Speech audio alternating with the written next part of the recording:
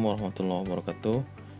Kita akan memasuki subbahasan yang selanjutnya, yaitu kapasitas daya dukung tanah atau soil bearing capacity.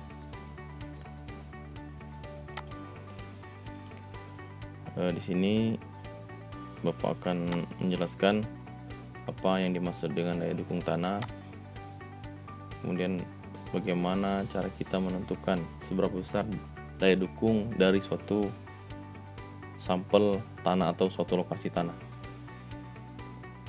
Baik, ini merupakan gambaran distribusi tekanan dan pergerakan tanah akibat adanya suatu pondasi ya. Jadi pondasi biasanya berdiri di atas tanah, baik itu tanah yang bergradasi baik, bergradasi buruk, kohesif, non kohesif, lempung, padat, pasir, semuanya. Maka pondasi ini akan memberikan suatu tekanan yang besar kepada tanah di bawahnya. Jadi kita lihat di sini ada suatu pondasi, kita sebut pondasi tapak, berbentuk persegi atau bujur sangkar ya, dengan lebar B dan kedalaman D. Nah, di sini terlihat dengan adanya beban dari pondasi atau P, maka tanah di bawah, pas di bawah pondasi ini akan mengalami suatu tekanan yang besar. Sebagaimana kita mempelajari di tegangan tanah, akan terjadi tegangan yang besar. Posisinya membentuk segitiga seperti ini. Kemudian dia akan mempengaruhi tanah di sekitarnya, baik itu ke kiri maupun ke kanan. Nah, dari pergerakan tanah dan kiri dan kanan ini, untuk tanah-tanah tertentu dia juga akan mengakibatkan tanah yang berada di sekitar kanan dan kiri dari pondasi ini akan terjadi penggelembungan. Nah, ini yang akan kita pelajari, seberapa besar kapasitas dari tanah ini, mampu tidak dia menahan beban pondasi ini, ya.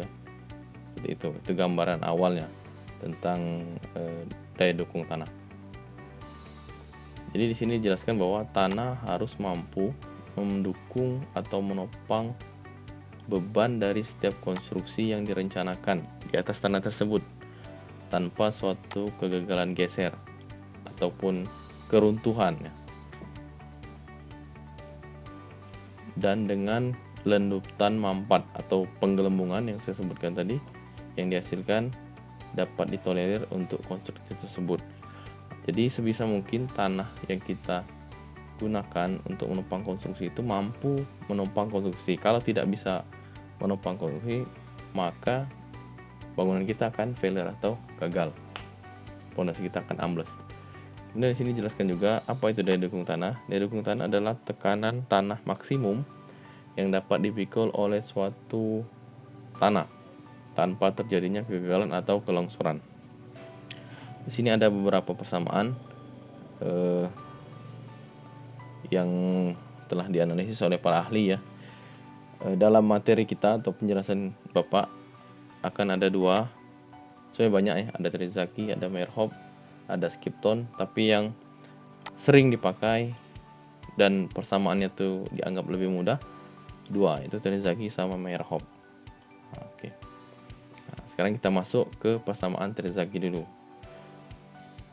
Terzaghi ini merupakan bapak mekanika tanah ya. Beliau ini merupakan seorang Austria dari Eropa. Beliau seorang ahli teknik sipil dan beliau seorang geolog. Jadi daya dukung tanah adalah tekanan tanah maksimum yang dapat dipikul oleh suatu tanah tanpa terjadi kegagalan. Nah, jadi daya dukung ultimate tanah itu menurut Terzaghi itu adalah beban dari suatu bangunan dibagikan dengan luas pondasi yang dibuat.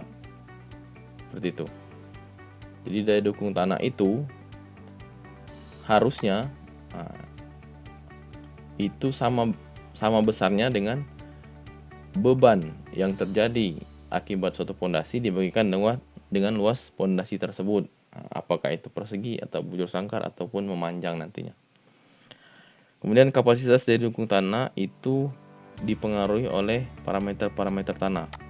Pertama, sudut geser, kemudian C atau kohesi, kemudian gamma atau berat isi dari tanah, serta bentuk dari alas pondasi tersebut.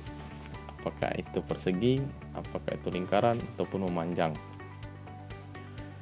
Kemudian si Terzaghi sendiri ini berfokus ataupun teori beliau ini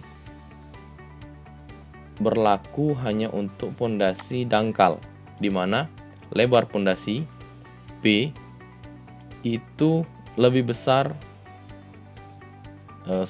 di mana D atau kedalaman pondasi itu lebih kecil sama dengan lebar pondasi. Jadi misalnya kedalamannya itu 1 meter, maka lebar pondasinya itu lebih kecil. Oke. Jadi di sini terlihat suatu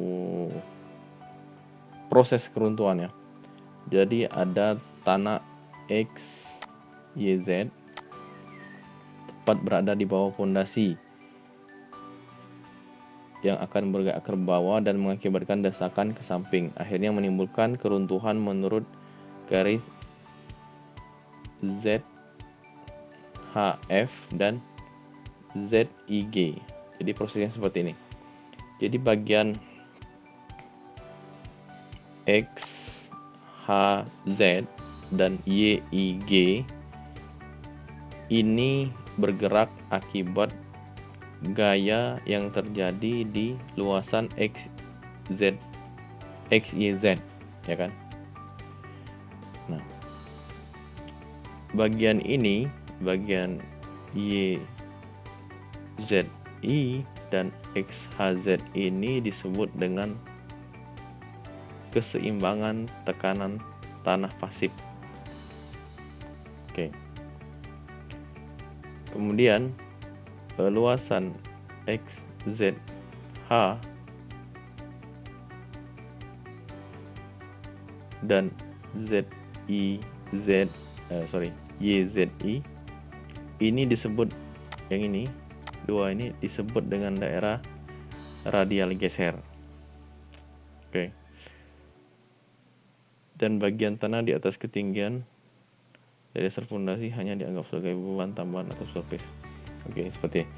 Jadi pondasi itu ketika dia dibebani dengan suatu beban, tanah itu dibebani dengan suatu beban, baik itu pondasi ataupun konstruksi lainnya, akan mengalami kegagalan seperti ini. Nanti ada gambar yang lebih jelas. Ini prosesnya saja ya. Diagram proses bagaimana tanah itu mengalami kegagalan. Jadi dia akan mendesak tanah di kiri kanannya ini sehingga tanah tersebut menjadi menggelembung, serta tanah yang di bawah tempat pondasi akan masuk ke dalam. Oke. Nah, di sini ada pola keruntuhan tanah namanya. Jadi ada 3 pola keruntuhan tanah. Yang pertama, keruntuhan geser umum atau general shear failure. Kemudian keruntuhan geser lokal atau local shear failure, serta keruntuhan geser pons atau punching shear failure.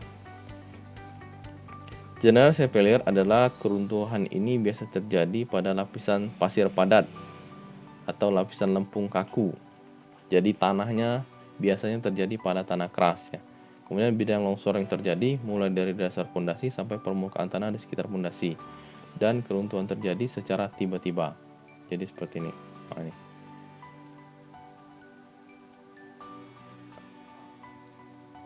Kemudian keruntuhan geser lokal. Keruntuhan geser lokal atau local shear failure adalah pola keruntuhan dapat terjadi pada fondasi yang terletak pada lapisan pasir yang kurang padat atau lapisan tanah lempung yang tidak terlalu kaku. Oke ya. Nanti ada gambar ini. Nah, ini gambarnya. Jadi ada Pertama geser umum ya. Jadi geser umum ini terjadi pada tanah keras, kemudian dia akan mengalami kegagalan dengan pola seperti ini, baik ke sisi kanan maupun ke sisi kiri, dengan penggelembungan yang besar terjadi di samping kiri kanannya. Ini disebut dengan geser umum. Ciri khasnya itu biasanya terjadi pada tanah keras atau tanah yang padat. Selanjutnya geser lokal. Ini terjadi pada sini sebutkan pasir yang kurang padat dan lempung.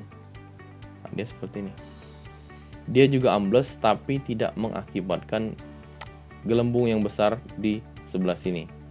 Jadi ini terjadi pada tanah yang lunak biasanya seperti itu. Ya, tanah yang lebih lunak daripada tanah ini. Oke, selanjutnya ada yang namanya keruntuhan geser pon atau pancing, shear failure. Ini terjadi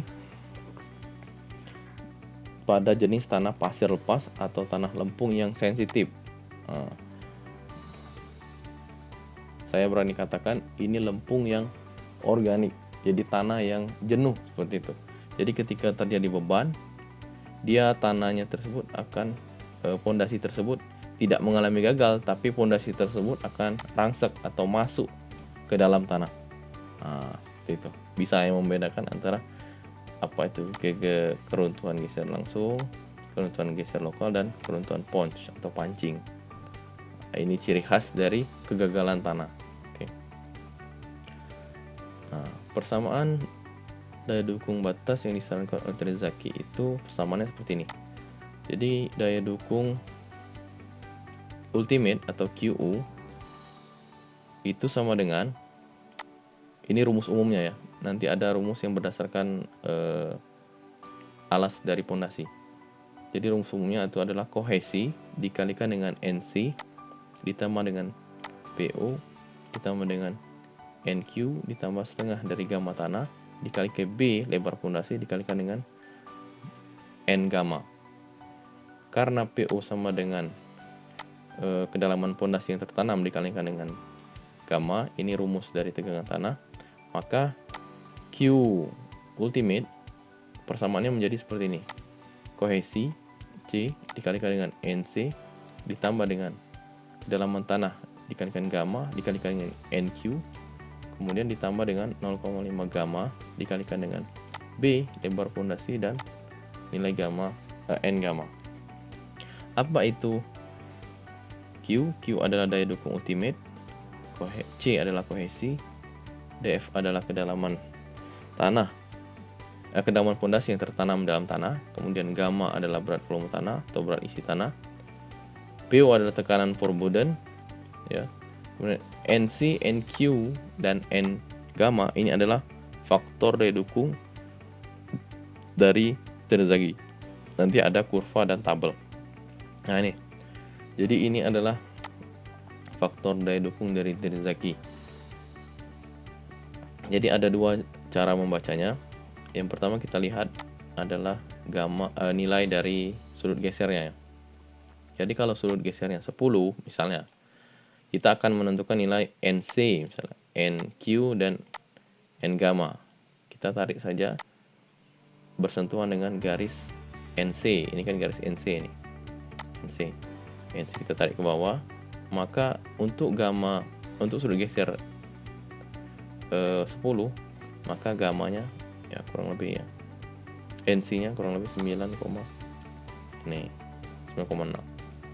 Kemudian untuk NQ kita tarik NQ dari sini sekitar 2,7. Kemudian NY tarik sini, tarik ke bawah ya, kurang lebih di sini didapatnya 1,2 seperti itu.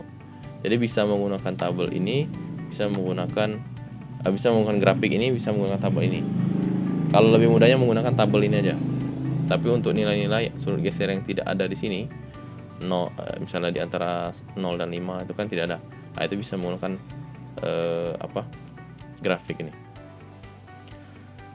Nah, ini persamaan daya dukung geser umum atau daya dukung yang terjadi pada tanah keras untuk masing-masing jenis pondasi. Jadi ada 3 biasanya jenis pondasi lajur, pondasi bujur sangkar, dan lingkaran. Yang lajur yang seperti ini biasa dipakai di rumah tinggal sederhana. Kemudian pondasi bujur sangkar, ini pondasi tapak, biasa kita sebut dengan pondasi tapak ya. Kemudian pondasi lingkaran, ini biasanya untuk tangki ataupun bangunan-bangunan yang membutuhkan pondasi lingkaran. Ini persamaannya bisa dibaca Q. Oke. Nah, nanti misalnya di soal diketahui ataupun diminta dihitung berdasarkan daya dukung geser lokal, maka nanti persamaan ini tetap, tapi nilainya saja. Jadi contoh, untuk misalnya pondasi lajur, QU kan sama dengan C dikalikan dengan NC ditambah Q dikalikan NQ ditambah gamma dikalikan B dikalikan gamma Y. Nah, ini menjadi, karena ada C, di sini kan C. Jadi 2/3 C dikalikan NC tambah Q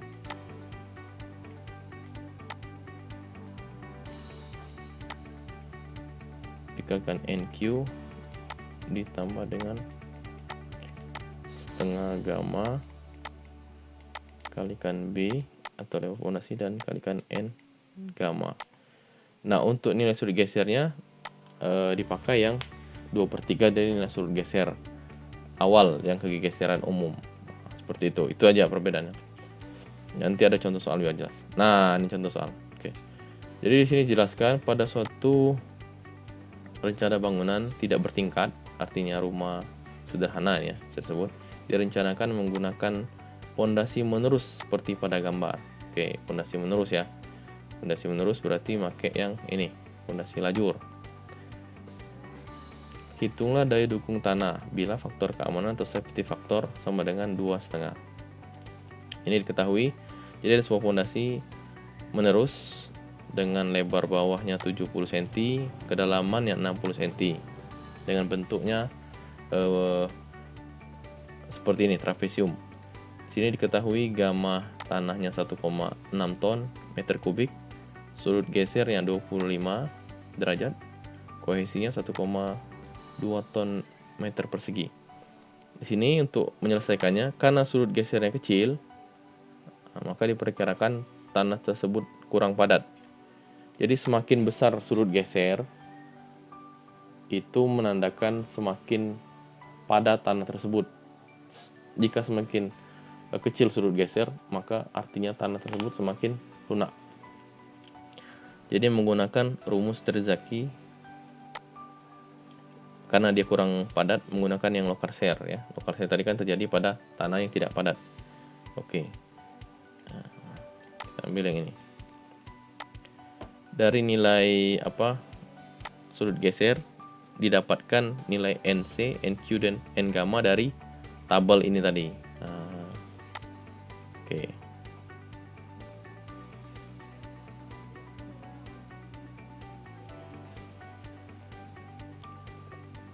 Karena ini tadi, ini ya, karena dia pakai yang Locquercer, jadi menggunakan rumus yang dibagi dengan 2/3 dikalikan dengan sudut geser dan dikalikan dengan kohesi. Nanti dikalikan saja. Jadi 2/3 dikalikan C-nya, kohesinya 1,2, NC-nya 9,9, kemudian Q-nya ini 1,6 ton dikalikan dengan 0,6. 0,6 ini ya, kedalaman. Kemudian dikalikan dengan NQ. Q di sini adalah gamma dikalikan dengan DF. Ini ya tadi ya. Nah, gamma dikalikan dengan DF. Nih. Oke. Kemudian ditambah dengan setengah dikalikan dengan gamma dikalikan dengan B, lebar pondasi 0,7 dikalikan dengan 3,2. Didapatkan Q ultimate atau beban yang yang maksimum bisa diterima, artinya lebih dari ini, lebih dari 15 ton ini, dia gagal. Jadi Q ultimate adalah 15,09 ton per meter persegi. Kemudian daya dukung yang diizinkan yaitu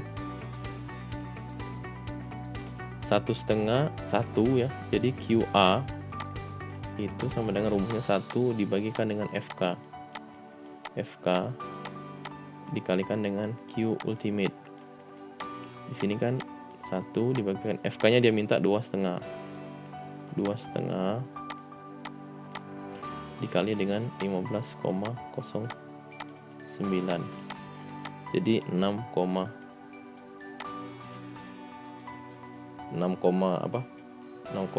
ton meter persegi. Artinya apa?